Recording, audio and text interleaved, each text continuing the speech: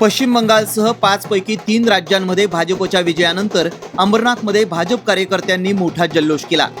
यावेळी ढोल ताशांच्या गजरात फटाक्यांची आतषबाजी करत झालमुडी आणि रसगुल्ले वाटप करत भाजप कार्यकर्त्यांनी आनंद साजरा केला।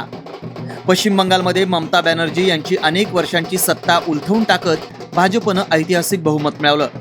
पश्चिम बंगालसोबतच आसाम आणि पुदुचेरीमध्येही भाजपला बहुमत मिळालं। या विजयानंतर अंबरनाथमध्ये माजी नगराध्यक्ष गुलाबराव करंजुले पाटील, जिल्हा सरचिटणीस आणि नगरसेवक अभिजित करंजुले पाटील यांच्या नेतृत्वात भाजपचे नगरसेवक आणि पदाधिकाऱ्यांनी छत्रपती शिवाजी महाराज चौकात विजयी जल्लोष केला। यावेळी पश्चिम बंगालमध्ये खऱ्या अर्थानं सूर्योदय झाल्याची भावना भाजप कार्यकर्त्यांनी व्यक्त केली।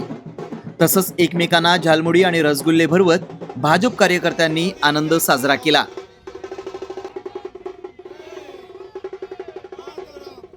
आज फक्त पश्चिम बंगालच नाही तर प्रामुख्याने भारतातल्या 5 राज्यांच्या निवडणुकी होत्या आणि 5 पैकी 3 राज्यामध्ये त्या ठिकाणी भारतीय जनता पार्टीचा दणदणीत विजय त्या ठिकाणी झाला आणि प्रामुख्याने ज्याचं संपूर्ण जगाचं ज्या ठिकाणी लक्ष होतं ते पश्चिम बंगाल।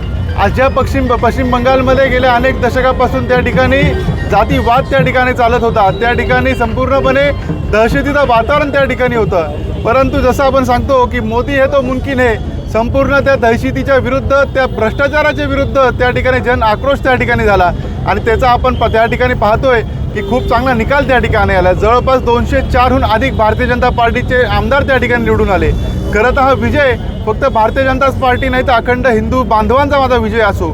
तिकडे राहणारे आज आपण पाहू शकतो की मुसलमान बांधव असो, सर्वांनी एकत्र येऊन त्या ठिकाणी भारतीय जनता पार्टीला त्या ठिकाणी विश्वास दाखवला आणि फक्त त्याचा विजयाचा आनंद हा फक्त बंगालच नाही तर संपूर्ण त्या ठिकाणी जगात मनवला जातो आणि त्याच्याच एक अनुषंग आम्ही अंबरनाथमध्ये मनवतोय। आज आमचा आनंद तसा तर गगनात मावत नाही इतका आनंद आम्हाला झालेला आहे, कारण की आजपर्यंतच्या इतिहासामध्ये पश्चिम बंगालमध्ये भारतीय जनता पार्टी कधीच सत्तेत आली नाही, त्या राज्याचा विकास होऊ शकला नाही।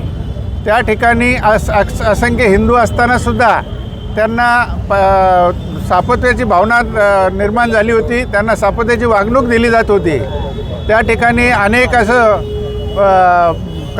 विकासाची कामं थांबली होती आणि आज त्या ठिकाणी आज पहाट झालेली आहे, सूर्य उगवलेला आहे।